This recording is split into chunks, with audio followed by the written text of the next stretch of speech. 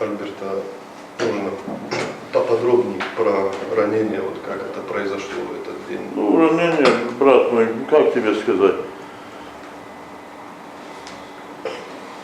Лес рубят, щепки летят. Ну, я же солдат. Когда меня Сербия об этом, ну, они спрашивают в контексте того, что как я выжил. Как я выжил. Умереть не хотел, вот и выжил. Как я выжил. Выставили меня тогда сербы в интересную ситуацию. Практически подставили. То есть туда, куда они меня вывели, тут нужно было работать автоматом, а не снайперской винтовкой. Ну, когда я понял, куда я попал, я не любитель убегать. Вот, поднял винтовку, застрелил одного, второго, третий куда-то прыгнул, вот, него раза три убил его, потом мне пуля в голову попала, висок вошла. Вот. До сих пор не понимаю, откуда она прилетела. Вот, я вылезал куски своего лица с прицела, перекинул винтовку на левое плечо, убил еще одного. Потом, когда понял, что теряю сознание, во весь рост поднялся и пошел. Кто-то меня за ноги потянул. Так. Вот. Проснулся гипс, как говорится. Такой вопрос. Я просто читал дневники вот Стрелкова, который в Донецке. Он же тоже в РДР. Да, Стрелкова, я ничего хорошего о нем сказать не могу, так что лучше о нем не спрашивать. Не, ну интересно ваше мнение о нем, во-первых, и во-вторых. У меня о нем мнения нет. Нет? Ну, мнение должно быть о хорошем человеке, о нем что я могу сказать? Ну, например, там как он себя проявлял. А как он себя там проявил? Не, я читал там дневник. Как фотопленка, наверное. Больше никак. У него могли быть только ночники. Где он был днем? Какой дневник? Забудьте про Стрелкова. Альберт, а вот в Сербии с Арканом встречались там? Вот такой? Ну, с Арканом я встречался, когда меня отвели туда. И вот ты будешь в моих тиграх, туда-сюда он мне говорит. Ну, я ему задал вопрос, а ты кому принадлежишь, армии и полиции? И он говорит, я сам по себе. Ну, я встал, пожал ему руку и сказал, ну, тогда я буду сам по себе. Я пошел туда, где формация является формацией государства. Там много бригад было. Под конец войны вообще был цирк, кого не спрошу, все какие-то специальные части. Я говорю, слушай, а где у вас солдаты обычно, есть такие?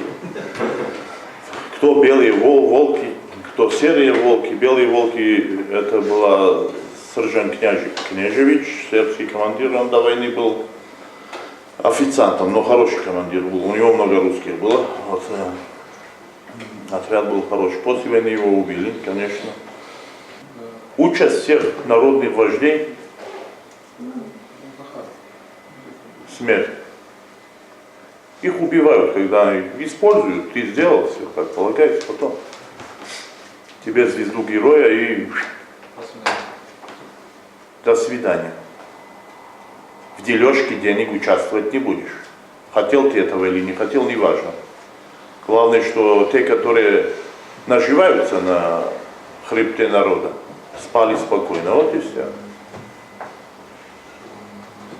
Альберт, а такой вопрос. Ну, в Сербии же тоже была зачистка командиров, ну, потихоньку убирали. Ну, когда? Вот, В Сербии не нужна была зачистка командиров. Придумали Гаагский трибунал. Вот. И сербы сами туда своих генералов послали. Зачистили все. а вот, ну, Да. вообще же за всеми, и кто в добровольческих отрядах участвовал, Ну, нас в основном не трогали. Не трогали? Нет. Ну, как-никак.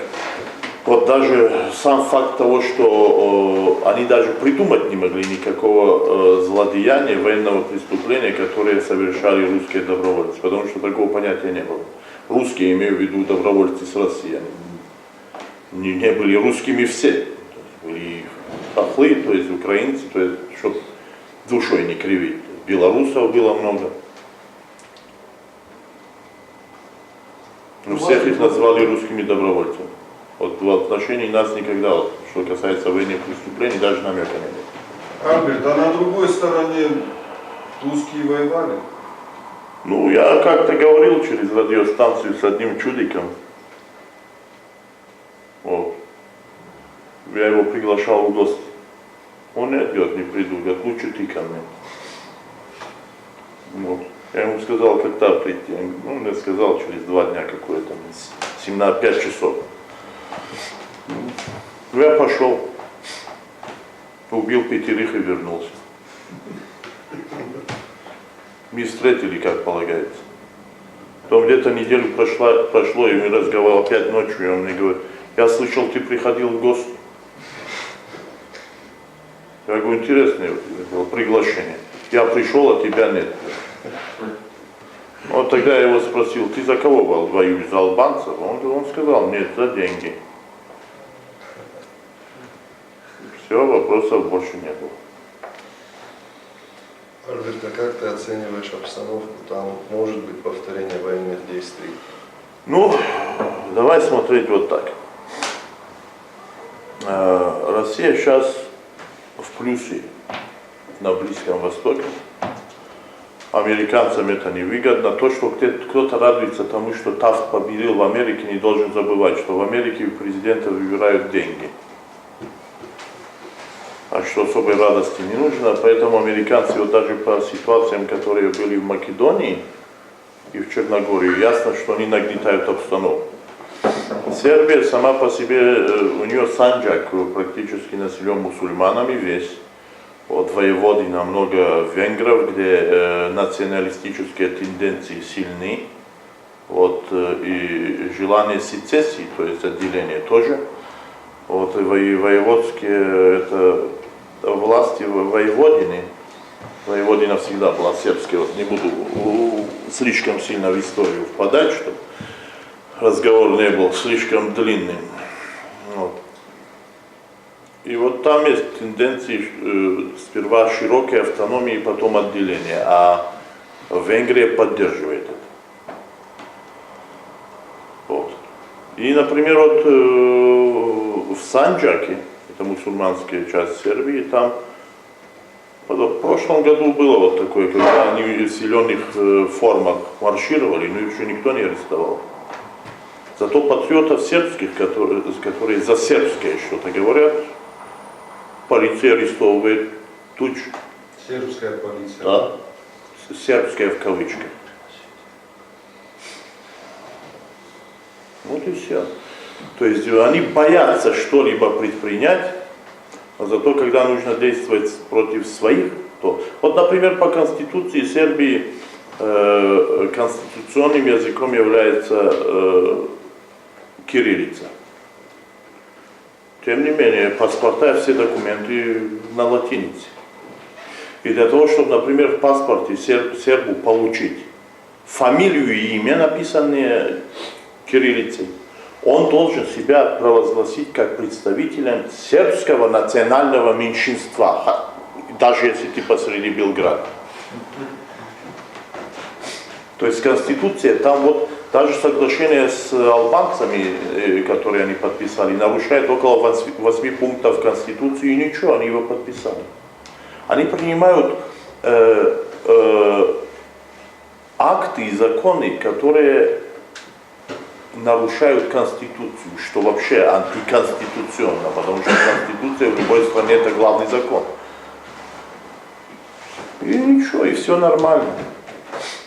Вот даже вот я тогда был в парламенте, мой генерал, он народный депутат, постоянно меня туда таскает, не знаю для чего, чтобы у меня сердце лопнуло там, глядя на этих дезертиров, воров и всех, которые стали сейчас во главе Сербии. Вот там они... Белграда или... Белград. И там Девинпорт, англичанин. Они его посадили на место председателя в народном собрании, хотя по Конституции не имеют права этого делать. Ну и радикальные партии, в которые мой генерал, вот они ему не дали слова проговорить. И Девинпорт сидел тут, и он хотел тогда держать речь в смысле агитации Сербии, чтобы она выполняла все для скорейшего входа в Европейский Союз. То есть англичанин приехал агитировать Сербию, чтобы она быстрее, вот, что быстрее вошла в Европейский Союз, а являясь при этом представителем государства, которое из Европейского Союза вышло.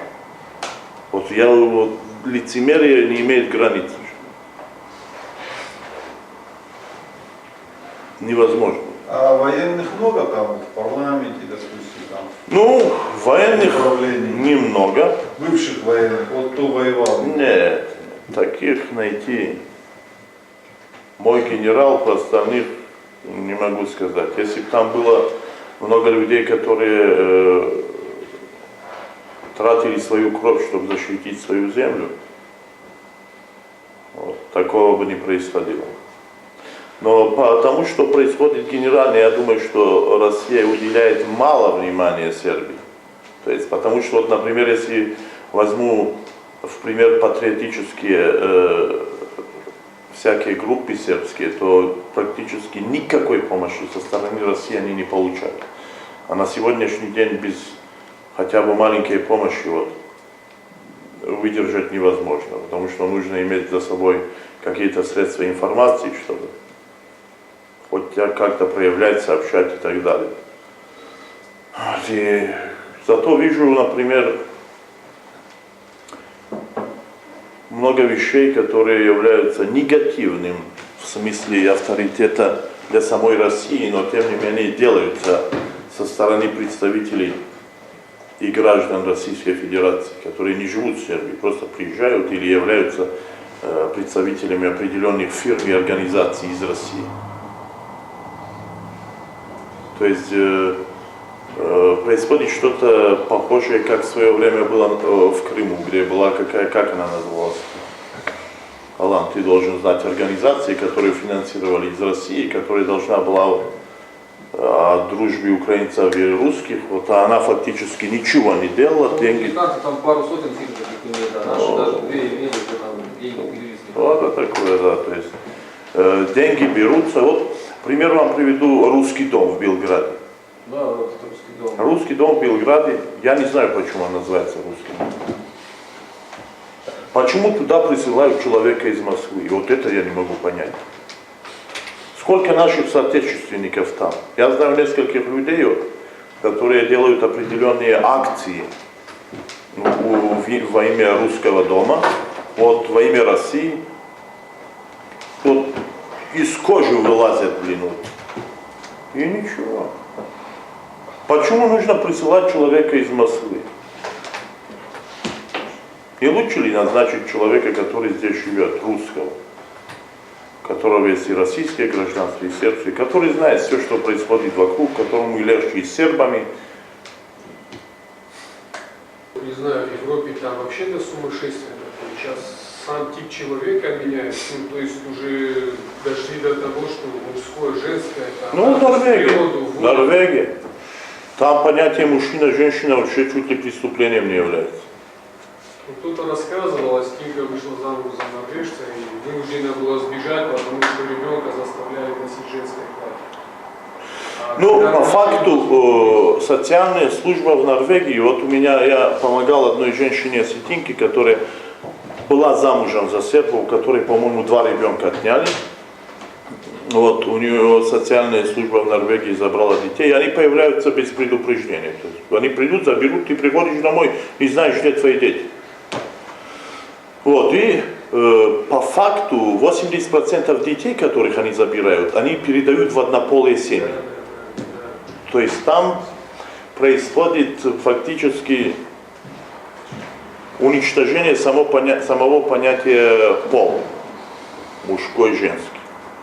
А все началось с этого ихнего, какой-то там министр был, который сам был определенного, точнее неопределенного пола, который свои миллионы оставил организациям, которые занимались вот этими делами. Ну, гей-лобби на Западе силен. Вот если даже возьмем Францию, к примеру. А если взять Сербию? Если взять Сербию, там 2-й раз уже провели, по-моему, там гей-парад, и власти это выставляют как одно из требований Европейского Союза, хотя на самом деле в самом Европейском Союзе существует только 2 государства, которые приняли закон вот такой. Вот последний пример о однополых браках, который на референдуме решался, был в Словении. Словенцы на референдуме сказали нет. И все нормально, никто никого не трогает. Но для кого-то можно, а для кого-то нельзя. Политика не двойных, а тройных стандартов, а двойных можно уже забыть. Ну вот в связи с политикой стандартов, Войслав Шешель, как он смог, я не знаю, вот просто радуется, если все так, как показывают, или там... Ну, Войслав Шешель, я знаю его лично, мой генерал тоже в его партии. Вот, как он вышел, я не знаю. Ну, фактически, если смотреть суд, если вы понимали сербский язык, то смотреть его суд на ютубе, это одно и то же, как смотреть комедию практически, потому что он каждого свидетеля поймал на лжи.